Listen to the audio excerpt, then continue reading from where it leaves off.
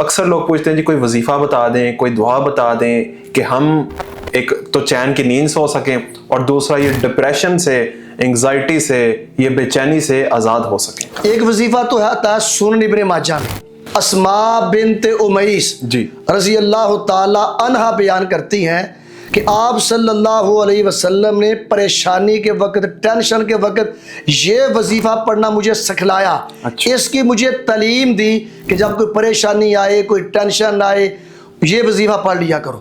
کمال کا وظیفہ ہے۔ جی جی۔ اللہ اللہ ربی لا اشرک بہ شیئا۔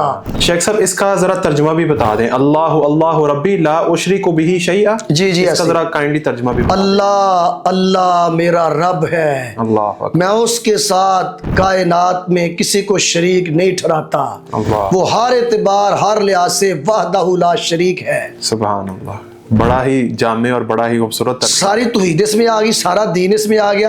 جب ہم زبان سے اور دل سے اللہ کو اپنا خالق، اپنا مالک، اپنا مشکل کشا حاجت روا مان لیں گے تو پھر اللہ تعالی ہماری ٹینشن انشاءاللہ خود بخود دور فرما دیں گے۔